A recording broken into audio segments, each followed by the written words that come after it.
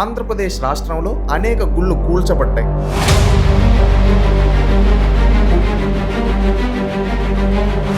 రామతీర్థంలో రాముడు తలని నరికేశారు.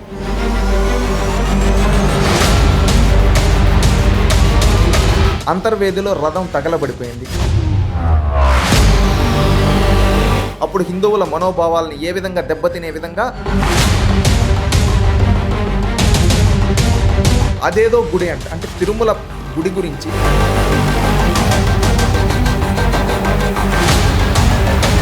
ఇది తప్పు కాదా?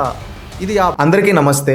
మనం రీసెంట్ ప్రెస్ మీట్ లో జగన్మోహన్ రెడ్డి గారు మాట్లాడే విధానం చూసాం. తిరుమలలో జరిగిన పరకామణి చోరీ గురించి ఆయన ఎంతో నెగ్లిజెన్స్ గా, కేర్లెస్ గా, ఇదొక చిన్న చోరీ కదా, దీని గురించి ఎందుకు ఇంత పట్టించుకుంటున్నారు అని ఆయన మాట్లాడాడు. ఆ రోజు హుండీ డబ్బులు లెక్కిస్తూ 9 నోట్లు దొరికినాడు, 72,000 విలువ అంతే, 72,000 విలువ అంతే. ఇది హిందువుల మనోభావాలు దెబ్బతీయడం కాదా? ఒక్కసారి ఆలోచించండి. ఎందుకంటే వాళ్ళు దోచుకునింది ఎవరి డబ్బులో తెలుసా?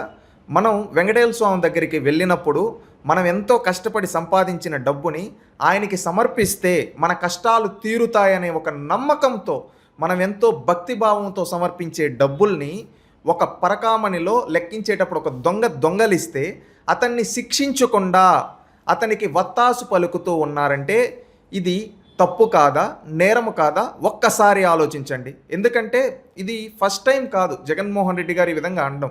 ఎందుకంటే ఈయన దేవుడితోనే ఆటలు ఆడుతున్నాడని దానికి కొన్ని ఉదాహరణలు చెప్తా.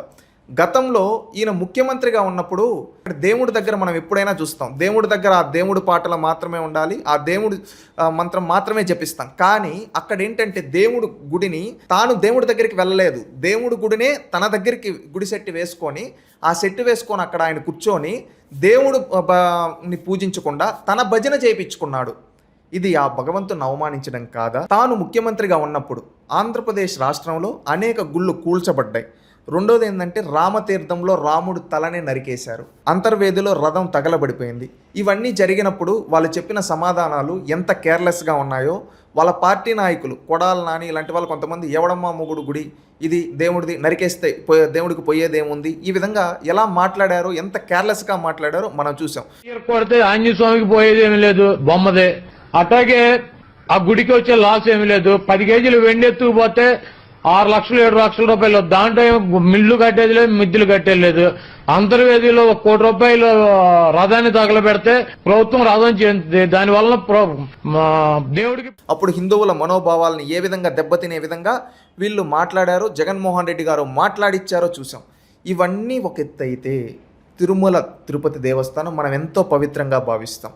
మనం ఈ ప్రపంచంలో ఉండే నలుమూలల నుంచి వచ్చి ఆ తిరుమల వెంకటేశ్వరుని దర్శనం కోసం ఎంతోమంది భక్తులు వేచి చూస్తారు. అలాంటి తిరుమల తిరుపతి వెంకటేశ్వర స్వామి గురించి జగన్మోహన్ రెడ్డి గారు ఏమని అన్నారు తెలుసా? ఆయనకి ఏమీ తెలియనట్టుగా, ఎందుకని ఏమీ తెలియనట్టుగా మాట్లాడుతున్నాడని అంటున్నా అంటే కొన్ని ఉదాహరణలు ఉన్నాయి.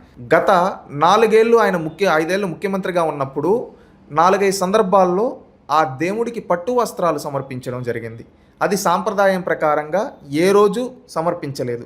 మొన్న ఏదో సందర్భంలో మాట్లాడుతూ అదేదో గుడి అంటే తిరుమల గుడి గురించి ఆయన 4-5 సార్లు పట్టు వస్త్రాలు సమర్పించిన ఆ గుడి గురించి అదేదో గుడి అని మాట్లాడుతూ అక్కడిచ్చే ప్రసాదం గురించి అదేదో ప్రసాదం అని చెప్పి మనం ఎంతో పవిత్రంగా భావించే అదేదో ప్రసాదం అని చెప్పి మాట్లాడారు. అదేవిధంగా ఆ తిరుమల తిరుపతి దేవస్థానం జరిగిన పరకామణి చోరీని చాలా చిన్న చోరీదిగా చూపించి దానికి వత్తాసు పలికాడంటే ఇది తప్పు కాదా? ఇది ఆ భగవంతుణ్ణి తక్కువ చేయడం, హిందువుల మనోభావాలు దెబ్బతీయడం కాదా? ఇదే కాదు, మనం దేవుడి దగ్గర ఆ దేవుడి జపం మాత్రమే చేయాలంటాం. కానీ అలాంటి వెంకటేశ్వరుని సన్నిధిలోనే మనం ఏడుకొండలవాడ వెంకటరమణ గోవింద అనే దగ్గర సాక్షాత్తు నాటి చైర్మన్ గారి సతీమణి జగన్మోహన్ రెడ్డిని అక్కడ కూర్చోబెట్టినప్పుడు జగన్మోహన్ రెడ్డి రక్షక గోవింద అనడం అనేది హిందువుల మనోభావాలు దెబ్బతీయడం కాదా?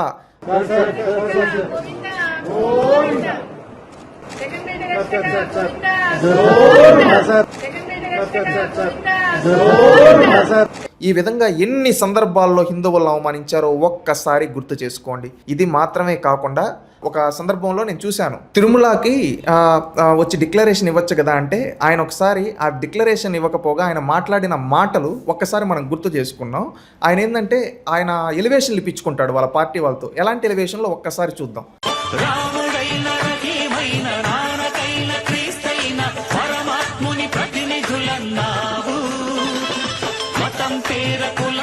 నా మతం మానవత్వం. డిక్లరేషన్లో రాసుకుంటానేమో రాసుకుంటా. ఇక్కడ మీరందరూ గమనించండి, ఈయన మాట్లాడింది ఏంటి తెలుసా? నా మతం మానవత్వం, ఎక్కడ రాసుకుంటారు రాసుకోబోండి అంటున్నారు. ఇలాంటి డైలాగులు జగన్మోహన్ రెడ్డి కాదు, నేను చెప్తాను, ఎంతోమంది చెప్తారు సొసైటీలో. డైలాగులు కాదు.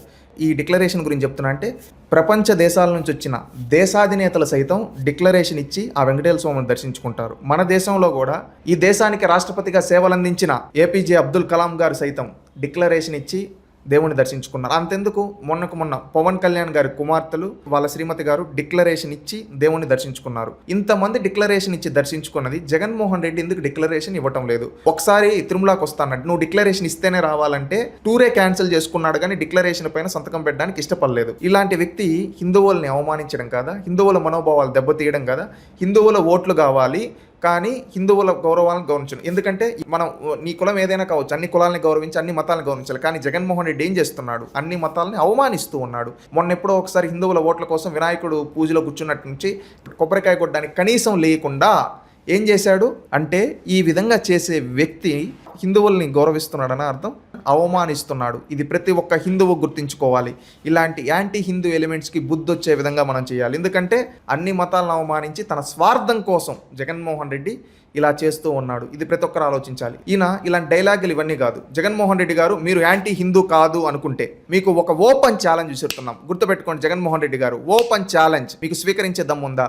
మీ హయాంలో తిరుపతిలో అన్య మతస్థులు ప్రచారాలు జరగలేదని, అదేవిధంగా ఆనాడు తిరుమలలో కల్తీ జరగలేదని చెప్పి, అదేవిధంగా తిరుమలలో పరకామణి చోరీ జరగలేదని చెప్పి, అదేవిధంగా నాడు తిరుమలలో మీరు ముఖ్యమంత్రిగా ఉన్నప్పుడు, అదేవిధంగా నాడు తిరుమలలో ఏదైతే పరకామణి చోరీ ఉందో అది జరగలేదని నిరూపించగలరా? అక్కడ మీ నాయకులు నిలబడి రాజకీయాలు మాట్లాడలేదని మీరు నిరూపించగలరా? దమ్ముందా? మీరు దమ్ముంటే కాణిపాకంకి వచ్చి ఇవేవి జరగలేదని ప్రమాణం చేయండి. అదేవిధంగా మీరు డిక్లరేషన్ అంటే నా మతం మానవత్వం అని ఇలాంటి ఎలివేషన్ డైలాగులు, సినిమా డైలాగులు చెప్పడం కాకుండా, విదేశాల నుంచి వచ్చిన దేశాధినేతలు సైతం, ఈ దేశంలో ఎంతోమంది అత్యున్నత పదవులు అధిరోహించిన వాళ్ళు సైతం డిక్లరేషన్ ఇచ్చి ఆ భగవంతుని దర్శించుకున్నారు. ఈ రోజుటి వరకు నువ్వు డిక్లరేషన్ ఇవ్వలేదు.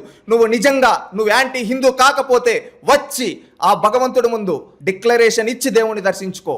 ఈ ఛాలెంజ్ స్వీకరించి దమ్ముందా?